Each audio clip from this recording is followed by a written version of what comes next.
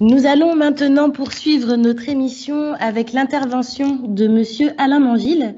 Donc, Monsieur Alain Manville est avocat à Fort-de-France. Il exerce en droit administratif, droit civil, droit des étrangers, droit bancaire et en droit de l'urbanisme.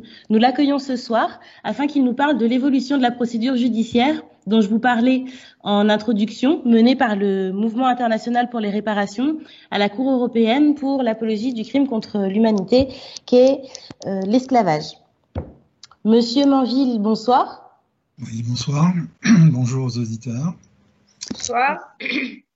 Merci de nous accorder ce temps. Je vous laisse la parole. Oui, c'est moi qui vous remercie, car ce temps est précieux de deux points de vue. D'abord parce que, tout comme l'histoire de l'esclavage a été occultée, l'histoire du procès et le procès lui-même a été largement occulté par les autorités publiques, puisque cette procédure commence en 2005 et elle va commencer dans un climat d'hostilité manifeste, à la fois de la cité juridique, mais également des médias. Alors, avant de revenir vraiment à cette histoire du procès, ce procès lui-même commence par une démarche qui est engagée par un collectif d'avocats, dont je fais partie, qui ont décidé, sur la base de la loi Taubira, de mettre en branle ce que la loi Taubira ne dit pas, mais qu'elle retient. Il faut savoir que la loi Taubira, dans sa formulation d'origine, avait un article 5 qui prévoyait la mise en place d'un comité en vue de réfléchir sur les modalités de la réparation des deux crimes. Les deux crimes, c'est la traite et l'esclavage, puisque la loi Taubira donc institue légalement la traite et l'esclavage, ces deux phénomènes historiques massifs de l'histoire mondiale, car c'est une histoire mondiale dont il s'agit, comme crime contre l'humanité, qui est un concept du droit international, avec certaines particularités ou caractéristiques que les juges français vont, afin de préserver les intérêts de l'État, occulter. Donc la procédure commence dans un contexte, comme je vous le dis, d'hostilité, mais également dans un contexte où il règne un climat de suspicion à l'égard des questions de la réparation. L'abolition de 48, comme on l'a rappelé, s'opère avec cette caractéristique un peu particulière que les auteurs du crime, donc la traite et l'esclavage, vont être réparés, alors que les victimes du crime ne vont pas l'être. Ça pose tout le problème d'une forme d'hypocrisie que l'État français développe depuis, je dirais, les origines, depuis l'abolition de 48, sur les reconnaissances du crime et également sur la manière dont l'État français se positionne par rapport à ce crime, dont il est, évidemment, le principal auteur. Sur cette question de la responsabilité de l'État français au sujet des deux crimes, il faut noter que la loi Taubira, qui dans sa version d'origine désignait le criminel, dans la version qui va être votée par le Parlement français, supprime la désignation du criminel, à savoir les puissances européennes. Ce n'est pas indifférent, tout comme le fait que l'article 5 va être supprimé, car cela dénote en fait l'ambiguïté que les anciennes puissances négrières manifestent depuis à la fois les origines, mais également depuis qu'elles revendiquent donc un travail de mémoire, dans la mesure où cette revendication de travail de mémoire va être capturée par une volonté des États, et en particulier de l'État français, d'imposer son récit du crime en occultant, comme l'ont rappelé M. Boukari Hamza, la réalité et la vérité de ce qu'a été le crime. Donc en 2005, en mai 2005, ce groupe d'avocats avec donc Monsieur Malsa, qui est président du MIR, décide d'engager contre l'État français la première procédure visant à la réparation et la condamnation de l'État français à réparer. Il y a un point très essentiel dans cette démarche, c'est que... J'ai à la caméra, qui est-ce qui est là? Christiane, ton micro. Il y a... Allez-y, monsieur Manville.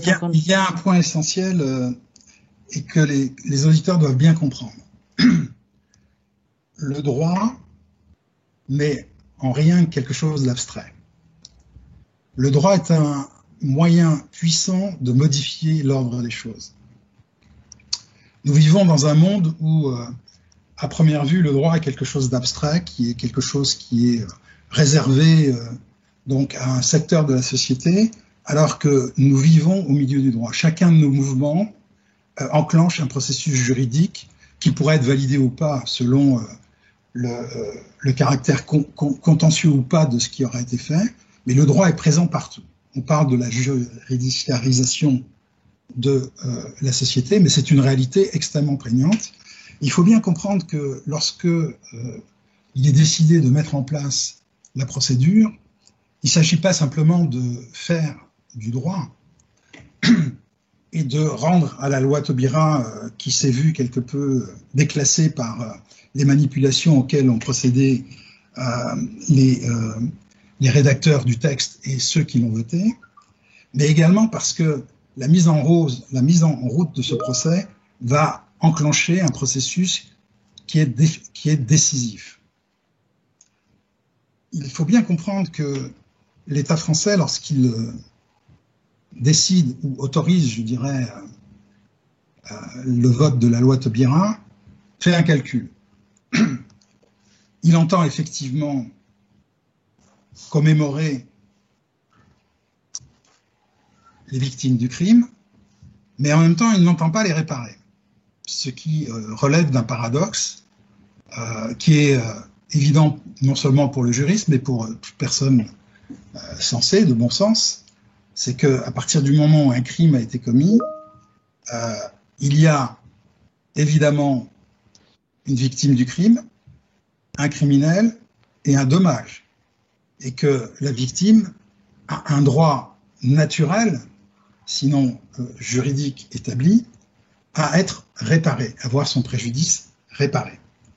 Or, le problème de la loi Taubira, c'est qu'elle effectivement établit l'existence de deux crimes, la traite et l'esclavage, mais qu'elle ne prévoit en aucun cas la réparation des victimes.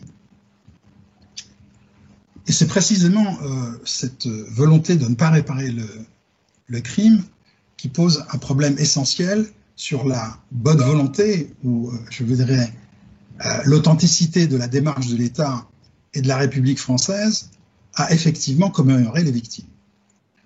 Donc, il est décidé de mettre en place cette procédure avec, comme je vous le disais, une hostilité de la cité juridique, mais également en premier chef les meilleurs représentants de l'État qui sont les juges.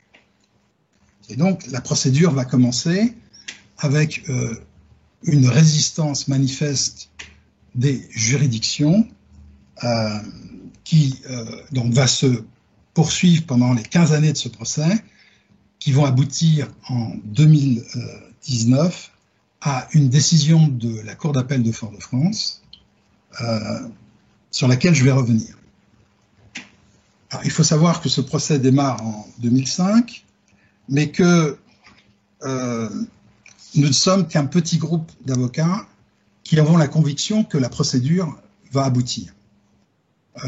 Parmi les confrères tant de Martinique que de Guadeloupe que nous avons contactés parce que nous souhaitons que cette procédure soit développée dans chacun des territoires qui sont concernés, il y a un scepticisme profond et il va falloir se battre pendant pratiquement 10 ans pour que effectivement nos confrères mettent en place des procédures parallèles, identiques, à l'encontre de l'État français.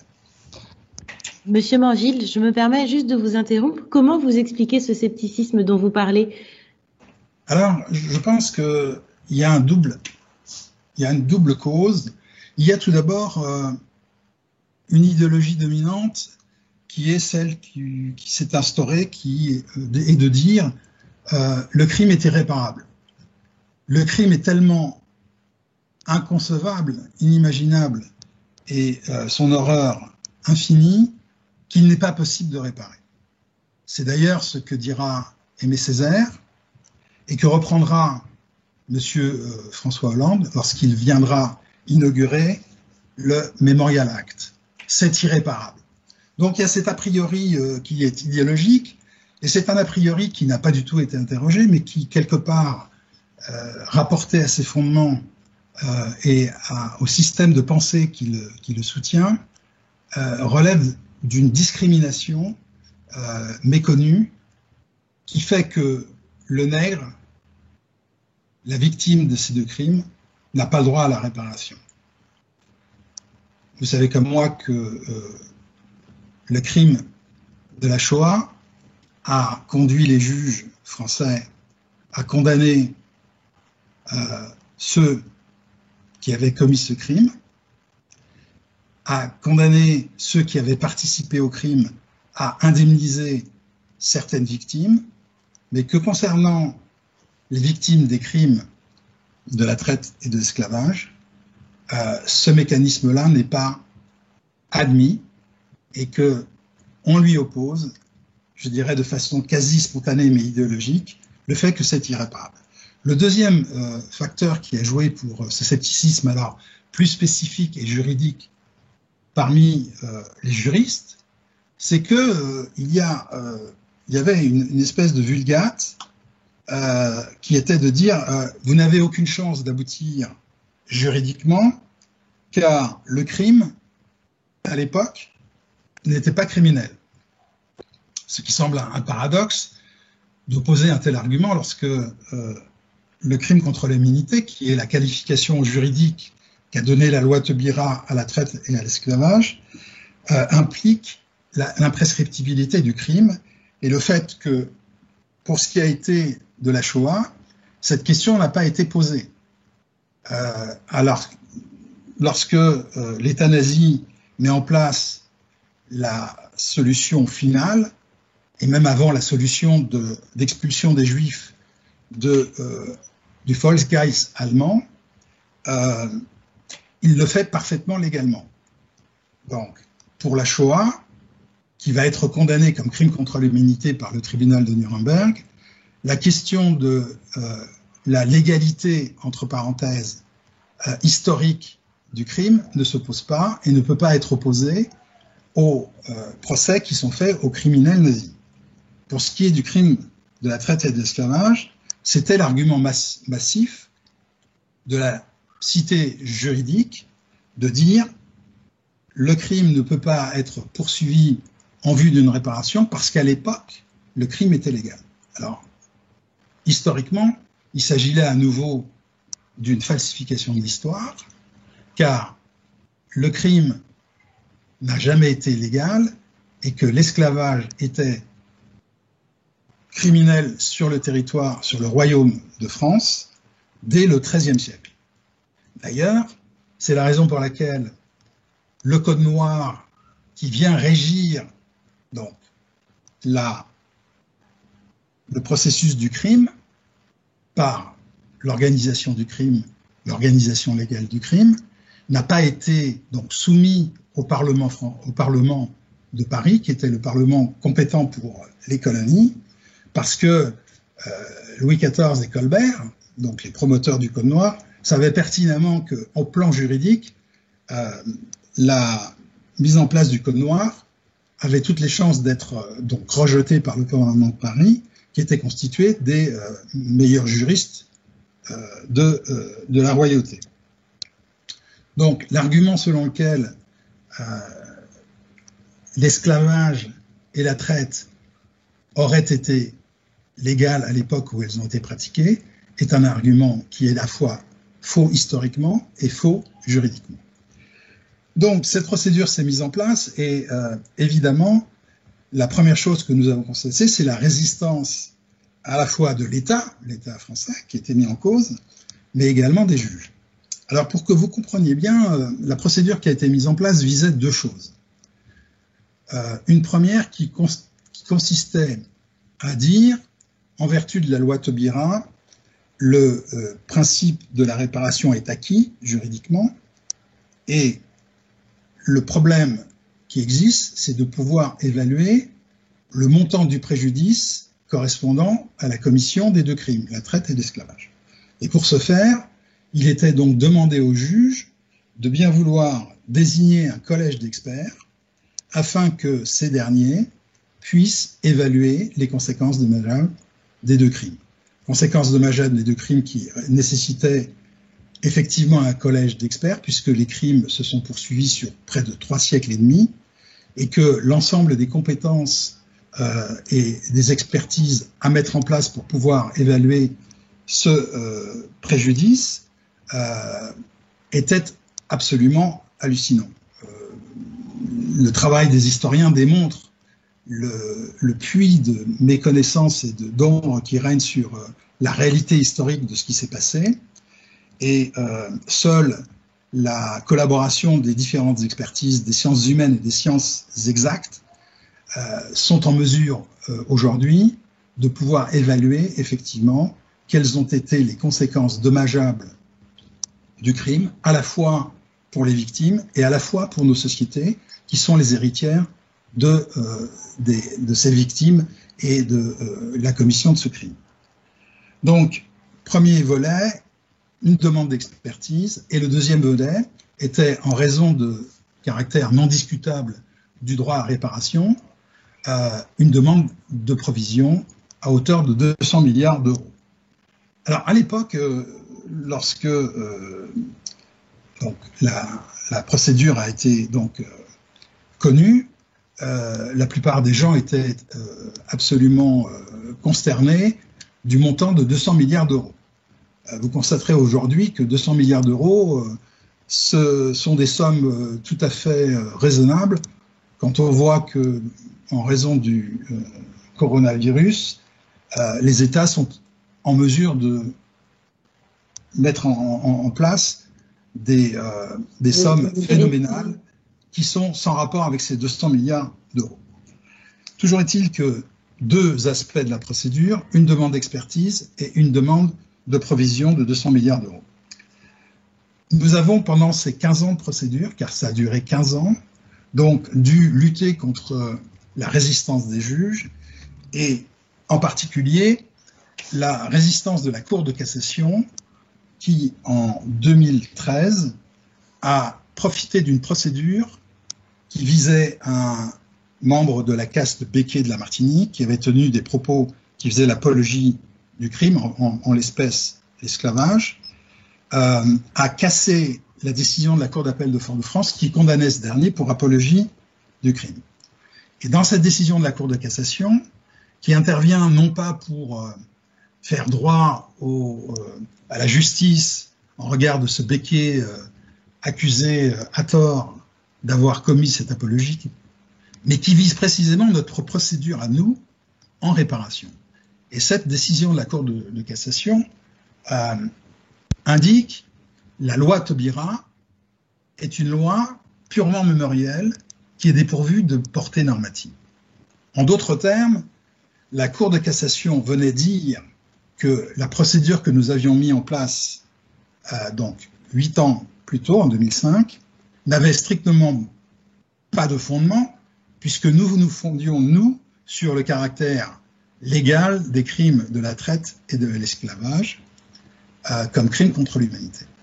Alors, c'est peut-être un peu compliqué, mais c'est comme ça que la Cour de cassation a procédé, en quelque part minant le principe juridique sur lequel nous fondions donc notre procédure.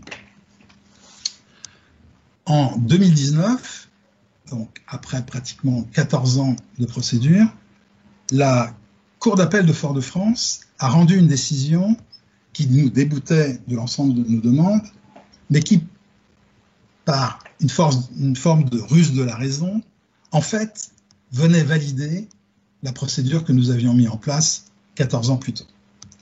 La Cour d'appel de Fort-de-France a donné démenti à l'ensemble des a priori et des préjugés selon lesquels, en fait, la voie judiciaire n'existait pas, le droit à réparation, la créance contre l'État n'existait pas, et qu'il n'était pas possible, de toute manière, d'obtenir gain de cause, puisque les faits remontant avant 1848, toute procédure engagée contre l'État se heurterait à la prescription.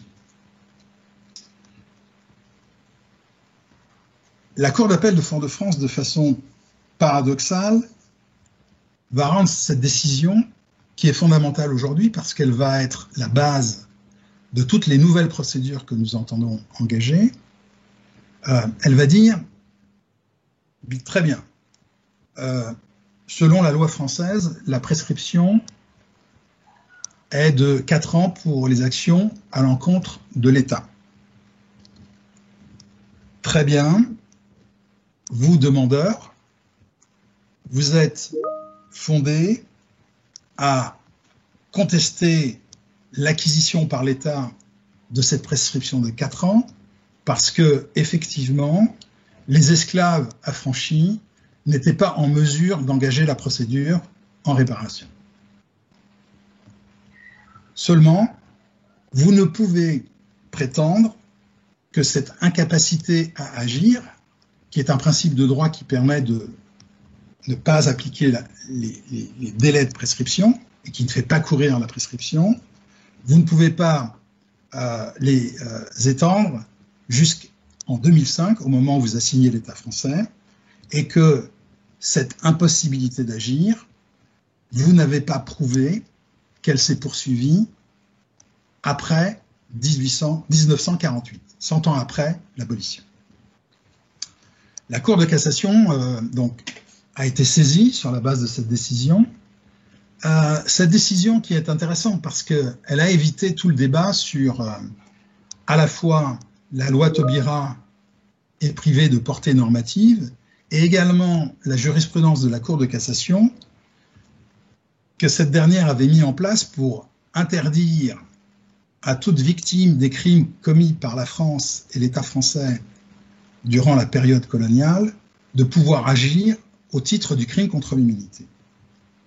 Il faut savoir qu'en 84, dans les affaires qui concernent Barbie, la Cour de cassation va dire le crime contre l'humanité est par nature imprescriptible.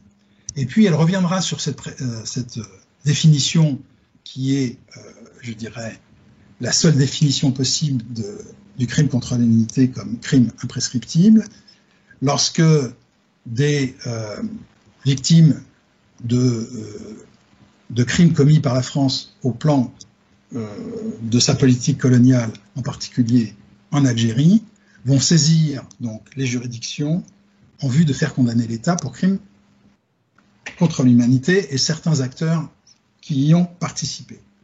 Et là, la Cour de cassation va dire non, non, non, le crime contre l'humanité est imprescriptible uniquement concernant la Shoah, les crimes commis par les puissances de l'Axe. Les autres crimes échappent à l'imprescriptibilité du crime parce que il n'y a pas dans le système juridique de décision ayant instauré la reconnaissance de cette imprescriptibilité. L'argument ne tient absolument pas en droit, mais elle faisait obstacle à la procédure, puisque le crime étant prescriptible, nous ne pouvions pas agir.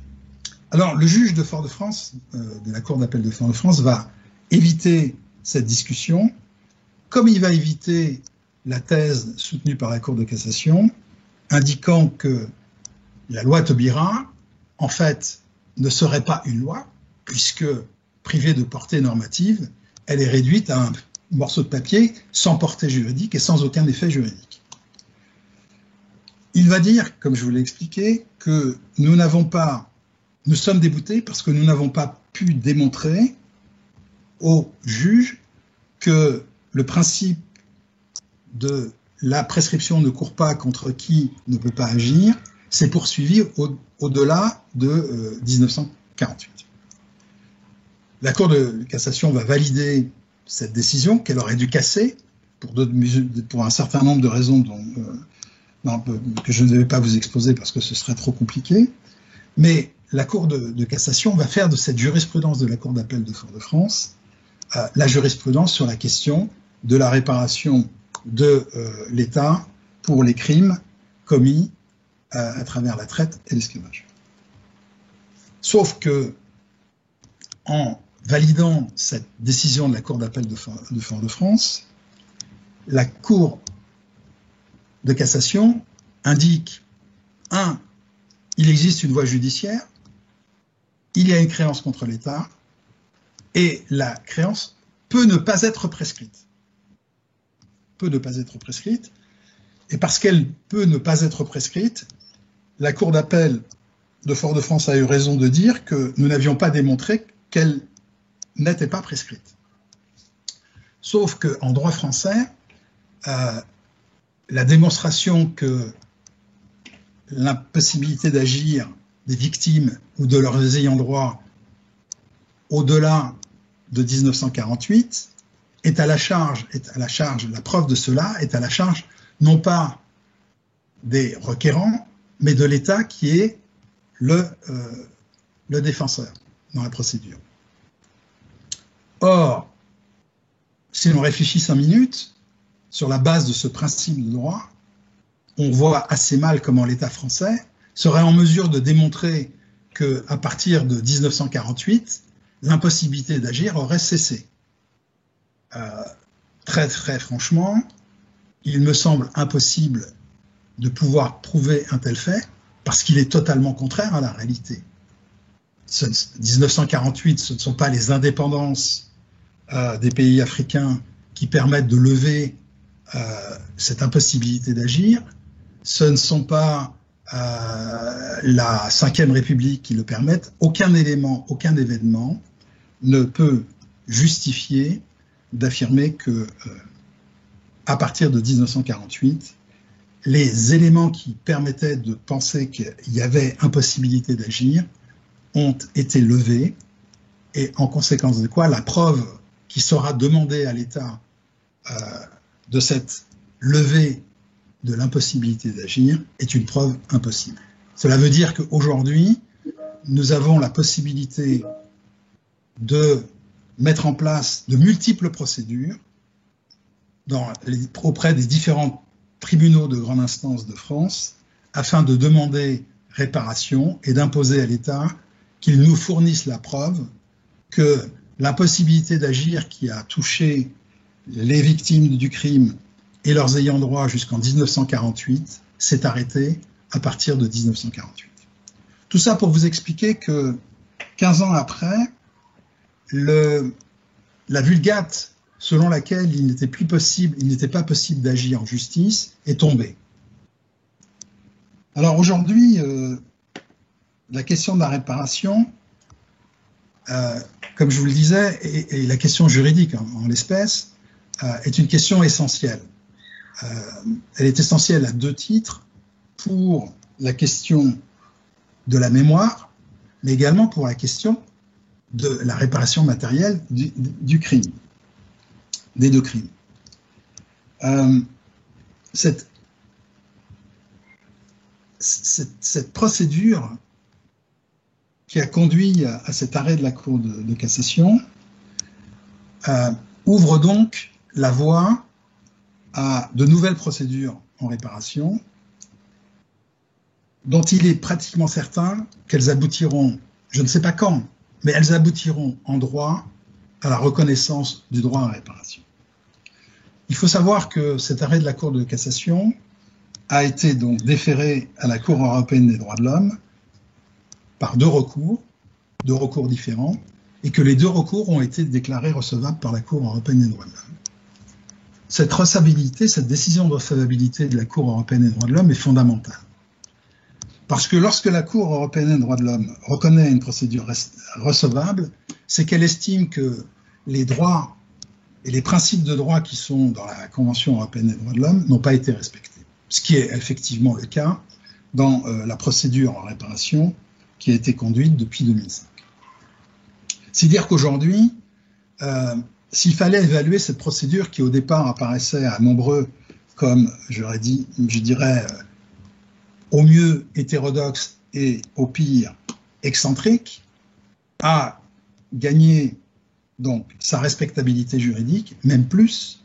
Elle a fait preuve que les a priori juridiques qui existaient n'étaient pas fondés et qu'aujourd'hui, le fait qu'il est possible d'aller devant un tribunal français pour demander réparation est un fait établi. Le fait qu'il existe une créance contre l'État au titre de la réparation est établi. Reste aujourd'hui la question de la prescription de l'action possible à mettre en place. Et comme je vous l'ai expliqué, la question de la prescription est celle de l'État, non pas celle des requérants. C'est à l'État, compte tenu des règles de droit français et des règles de preuve, de prouver qu'à partir de 1948, les éléments qui ont été retenus par la Cour d'appel de Fort-de-France et par la Cour de cassation pour constater et juger qu'effectivement, jusqu'en 1948, on ne peut opposer à l'action en réparation la prescription, eh bien que ces éléments ont disparu en 1948. C'est entendu, monsieur. Voilà pour essayer de vous expliquer. Merci beaucoup. La procédure. Alors, je voudrais terminer parce qu'il y a un point qui est essentiel, c'est que, comme je vous l'ai rappelé, la loi Taubira, au départ, mentionnait les puissances européennes et que seule la France, aujourd'hui, dans le monde, est le pays où il est possible d'assigner l'État français en réparation. Dans aucun des pays dits occidentaux et des anciennes puissances négrières, le législateur a eu l'idée quelque peu particulière de voter une loi reconnaissant que la traite et l'esclavage étaient des crimes contre l'humanité. Donc aujourd'hui, au-delà de procédures qui sont possibles à mettre en place devant les tribunaux français, il y a urgence à pouvoir établir quelque part dans un pays africain un tribunal international pour la réparation afin d'attraire ces puissances, anciennes puissances négrières, afin qu'elles soient condamnées à réparer au même titre que l'État français le sera dans quelque temps. Voilà. Merci, monsieur Manville. Alors, je ne sais pas si... Oui, merci. Chloé ? Oui, du coup, il y a une question d'un auditeur. Je laisse la parole à Isabelle. Oui, merci Chloé. Maître Manville, peut-on lister les différents types de réparations? Est-ce chiffrable? Vous l'avez dit, 200 milliards d'euros. Y a-t-il aussi des réparations dites morales, symboliques? Et la deuxième question, c'est, Maître Manville, si l'esclavage n'était pas légal, comment pouvons-nous expliquer ce qui s'est passé et ce qu'on connaît normalement dans un état de droit, un acte illégal et suite poursuivi juridiquement? Je dirais même plus loin, est-ce que c'est un problème constitutionnel? Merci, Maître Manville. Oui, alors, pour répondre à votre première question, les 200 milliards d'euros ne sont qu'une provision. Le montant de la réparation pour la traite et l'esclavage tel qu'il a été commis par l'État français, ce sera l'objet des expertises, de l'expertise, si vous voulez, qui est une expertise qui implique de nombreuses expertises. Donc le montant de la réparation finale, on ne la connaît pas. On ne la connaîtra que dans une dizaine, vingtaine d'années, une fois que ce collège d'experts que nous réclamons aura pu se mettre au travail. La deuxième question, c'est pourquoi si en France, la traite, en tout cas l'esclavage, était un acte interdit par la loi, l'État français a pu participer de façon majeure à l'esclavage et à la traite, et pourquoi il n'y a pas eu de mise en cause, je dirais légale, de ces pratiques. Bon, c'est très simple, hein. Dès lors que ces pratiques ont permis à l'État français de maintenir et de devenir une des puissances mondiales au XVIIe siècle, la mise en cause de ces pratiques ne posait pas de problème. Comme l'a expliqué M. Boukari, les intérêts économiques sont primordiaux et déterminent en fait les politiques, non seulement, je dirais, mémorielles, mais les politiques générales de l'État et de ses représentants. Donc de ce côté-là, ce qui est certain, c'est que concernant aujourd'hui la position de l'État et des juges qui ont jugé comme ils l'ont fait, leurs décisions sont anticonstitutionnelles, c'est une évidence. C'est d'ailleurs un des éléments qui sont donc avancés devant la Cour européenne des droits de l'homme. Il faut savoir que les juges sont malheureusement non pas ceux qui disent le droit, mais qui disent ce qu'on leur dit de dire du droit. Qu'il soit le juge administratif ou qu'il soit le juge judiciaire, les magistrats restent des fonctionnaires de l'État, et sur les dossiers qui sont sensibles, où se jouent des enjeux relevant de la raison d'État, et vous comprendrez bien que le procès de la réparation représente un enjeu décisif pour l'État et pose une question de raison d'État. L'objectivité et ce qu'on appelle l'indépendance, l'impartialité et la neutralité des juges n'est pas de mise. Donc, comme je vous l'ai dit, depuis 2015, nous avons eu la résistance des juges à reconnaître les droits des requérants. Par une ruse de la raison, la Cour d'appel de Fort-de-France a rendu une décision que la Cour de cassation n'a pas censurée comme elle aurait dû, et qu'aujourd'hui, sur la base de cette jurisprudence, eh bien, les chances de succès d'une procédure contre l'État sont établies. En tout état de cause, si les juges continuaient à résister, eh bien, in fine, l'État français se retrouverait devant la Cour européenne des droits de l'homme avec, sans aucun doute, une condamnation de cette juridiction internationale. J'aurais une question, Emmanuel Bordien, c'est possible ou on a Oui, bien sûr. Alors, ma question, alors on a bien dit, la traite et l'esclavage sont crimes contre l'humanité. Oui. Et le débat est très intéressant, la suite est très intéressante. La question que je pose, c'est, et du coup, la réparation, dans votre logique, pour le versant de la traite, quelles sont les nations responsables de la traite? La traite, c'est l'achat. Donc, c'est le départ du continent africain et l'arrivée en Europe et aux États-Unis, enfin bref, dans les lieux où ça a été acquis. Alors, comment ça se pose pour vous, là, de point de vue juridique? J'ai envie de comprendre. Le caractère criminel de la traite? La question de la réparation de la traite, comment ça se pose en termes... Pour l'esclavage, ça paraît simple, mais pour la traite, le fait d'avoir traité, les deux sont crimes contre l'humanité. Le processus de la traite, c'est un processus de violation de tous les droits d'une personne, de la violence de la razzia, de la privation de la liberté qui s'en déduit, de la déportation et de la vente. Donc tout ça sont des actes illégaux qui peuvent se quantifier en dommages matériels et en dommages moraux. Quelle nation serait poursuivie pour la traite? Toutes les nations qui ont... Et du côté de l'Afrique, dire le Portugal, l'Espagne, le Danemark. Non, du côté africain, parce que la traite, c'est quand même des échanges entre d'un côté les Africains, et à l'époque les nations n'existaient pas encore, elles existaient après. Donc qui est solvable, qui est-ce qui peut être poursuivi? Sur la question de la traite, les razzias dont vous parlez, en tout cas...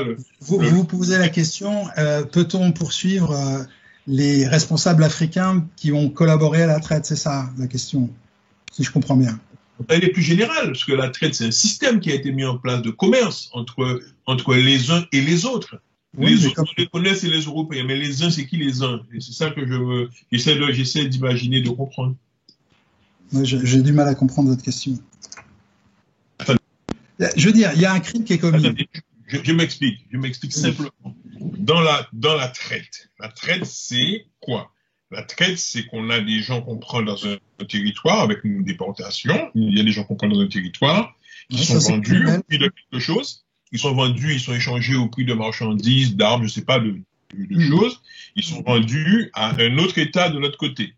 Donc, si j'ai bien compris qu'on peut poursuivre les États européens, dits occidentaux, comme vous avez dit, pour la question des esclaves, l'esclavage colonial qu'ils ont perpétré, non pas dans la métropole, les métropoles coloniales, mais dans les colonies. Mais de l'autre côté de la traite, ceux qui ont participé à l'approvisionnement de ces captifs, c'est qui est-ce qu'on peut poursuivre là, étant donné que ces personnes-là, l'identité politique n'existe pas. Les mêmes États, les États qui ont pratiqué la traite. Je comprends pas le. Je veux dire, au même titre que l'État français est poursuivi pour l'esclavage, en quoi la traite ne pourrait pas être poursuivie alors qu'elle est un crime et que, je veux dire, elle a été commise. Ce crime a été commis par les États, tous les États qui, à partir du XVIe siècle, vont pratiquer la traite, c'est-à-dire l'ensemble des puissances européennes. Il y a un versant africain de la traite, il y a un versant africain et un versant autre. Oui, mais moi, en quoi ça m'intéresse? Attendez. Alors, je vais vous répondre parce que ça, c'est un mauvais argument. D'abord. C'est une question, c'est pas un argument, c'est une question. Non, mais je sais que c'est une question, mais c'est un argument qui nous est. C'est souvent une question. Alors, messieurs, oui. Excusez-moi de vous interrompre. C'est vrai que l'échange est très intéressant et effectivement, il crée et génère du débat. Pour autant, nous avons un timing à respecter, d'autant plus que nous avons une intervenante qui est donc Myriam Malsa, fille de Garça Malsa, qui se rend disponible en direct de Martinique pour quelques minutes, étant donné que des manifestations sont actuellement en cours en Martinique. Donc l'idée serait peut-être de lui permettre de nous rejoindre à l'antenne et de finaliser à l'issue de son intervention cet échange avec vous, Monsieur Manville, et la question introduite par Monsieur Gordien. Monsieur Manville, mais en effet, nous allons maintenant pouvoir terminer cet échange qui a été interrompu. Donc il y a effectivement cette question d'une de nos auditrices concernant l'abrogation du Code noir. Et il y avait en suspens la question que vous a posée Monsieur Gordien. Donc, je vous laisse poursuivre dans le sens que vous souhaitez. Merci Chloé. Maître Manville. Pour répondre à Emmanuel, hein. La question de la responsabilité des élites africaines est une question qui, pour nous, n'est pas pertinente aujourd'hui. Pour une simple question pratique, qui mettre en cause? Les États africains aujourd'hui ne sont pas sont des fictions par rapport aux réalités africaines. Ils sont le résultat d'un traité qui a été conclu entre les anciennes puissances négrières et puis d'autre part, je sais que c'est un argument qui a été soulevé beaucoup dans les discussions qui ont pu avoir lieu autour de la question de la réparation juridique des deux crimes. En droit, le créancier a le choix de ses débiteurs.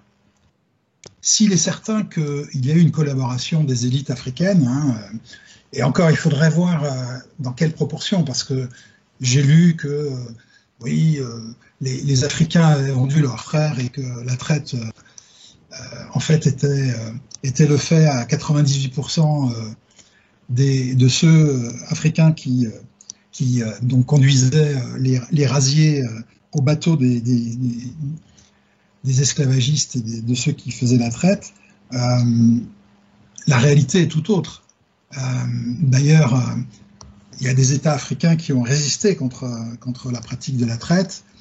Et les Occidentaux ont joué des conflits entre les royaumes, entre les rois, pour imposer d'abord au niveau commercial, puis ensuite par la violence, à tous ces États, qu'ils ont d'ailleurs détruits par la suite, le commerce du bois d'ébène.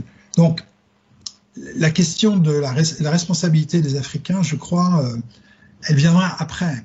Elle viendra après, mais la priorité aujourd'hui, c'est que l'Occident, qui est responsable de ces deux crimes, assume la dette juridique qu'il a à l'encontre des afrodescendants qui ont été victimes de ces deux crimes.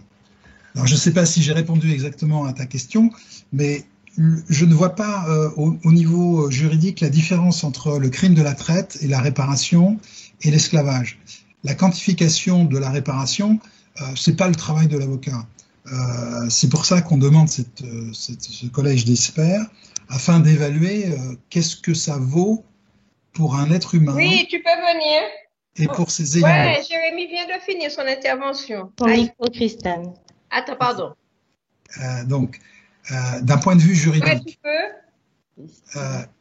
la question de la quantification du préjudice et du dommage qui est dû relève vraiment du droit, hein, absolument, mais elle sera fondée par des expertises.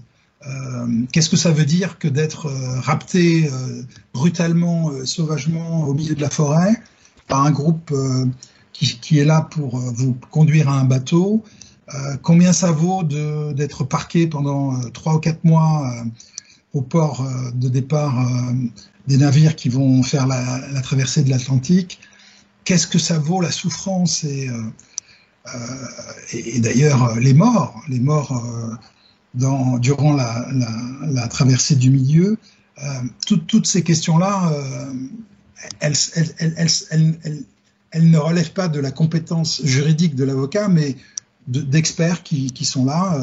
Il y a en droit français des nomenclatures pour fixer quels sont les différents préjudices. Par exemple, si vous avez un accident de voiture, il y a une nomenclature qui dit voilà, vous avez un préjudice esthétique, vous avez un préjudice de souffrance, vous avez un préjudice sexuel éventuellement, vous avez un préjudice psychologique, vous avez un préjudice moral, vous avez un préjudice matériel. Donc tous ces éléments du préjudice, ce seront aux experts de les fixer pour chacun des victimes, pour chaque Africain qui a été déporté, et il y en a eu des millions, pour chaque Africain qui a été tué au moment de la razzia, qui a été tué parce que malade sur le chemin entre la forêt et le bateau, on l'a laissé mourir sauvagement sur le bord du chemin, pour celui qui est mort dans les réduits où étaient réunis les esclaves à prendre le bateau, pour tous ceux qui sont morts en mer, ou qu'on a jetés à la mer, parce qu'on jetait aussi des esclaves à la mer, pour tous ceux qu'on a assassinés parce qu'ils se révoltaient. Donc il y a une multitude de préjudices qui seront à étudier à la loupe. Et aujourd'hui, ce type de calcul, je dirais, c'est même une intelligence artificielle qui peut le faire, parce que sa complexité suppose tellement de variables et de données que seuls des programmateurs en intelligence artificielle sont capables de le mesurer. Je rappelle que nous sommes capables d'envoyer des vaisseaux dans l'espace à des centaines de millions d'années-lumière aujourd'hui. Donc, la science aujourd'hui est en mesure de donner les outils pour évaluer ce préjudice. Ce préjudice que personne ne veut entendre. Hein. Je veux dire, il faut quand même... Nous sommes une minorité oppressée, nous sommes une minorité qui est tenue au silence, nous sommes une minorité qu'on essaye de faire taire. Jusqu'à aujourd'hui, l'État et les juges ont été relativement cléments, puisque nous avons perdu les procédures. Ils n'ont pas osé nous condamner à payer ce qu'on appelle l'article 700 à l'État, hein, qui est, lorsque vous perdez un procès, vous êtes tenu de payer à la partie adverse qui est gagnante une somme pour lui rembourser ses frais de justice, et à payer, nous avons été condamnés aux dépens, mais je sais que le Trésor public n'osera pas aller réclamer les dépens à MIR, mais à partir d'aujourd'hui, où effectivement la question de la réparation devient, au plan juridique, une question extrêmement dangereuse pour le budget de l'État, la répression va passer par des condamnations, parce que nous allons perdre nos procès, il ne faut pas se faire d'illusions. Nos procès, on va les gagner en bout de course. Les condamnations vont pleuvoir. D'ailleurs, un seul exemple, nous avons engagé une procédure récemment pour que l'État finance la mise à jour des charniers d'esclaves qui ont été assassinés soit sur les habitations des béquets, soit dans les lieux de marronnage. Et l'État nous a déjà indiqué qu'il demanderait que nous soyons condamnés à un article 700 de 5 000 €. Donc voilà. Donc il faut bien comprendre que le combat juridique et judiciaire est un combat qui est essentiel parce que la question est avant tout, et je dirais pratiquement fondamentalement et ontologiquement, une question juridique qui devient une question politique, une question morale, mais sans le juridique, aucun des États qui ont commis les crimes ne plieront. Ça, c'est une réalité. Et nous avons la chance d'avoir maintenant un outil juridique qui nous permet de contraindre les États, en tout cas pour le moment l'État français, à réparer la dette qu'il a à l'encontre de tous les victimes de ces crimes et de leurs ayants droit aujourd'hui. Car, comme le disait tout à l'heure, l'abolition n'a été qu'un passage à un système d'exploitation, de domination et de prédation à un autre, qui s'appelle le colonialisme ou le néocolonialisme, et que là aussi, ce crime qu'est le colonialisme devra être réparé. C'est-à-dire que le combat que nous menons, c'est un combat d'avant-garde.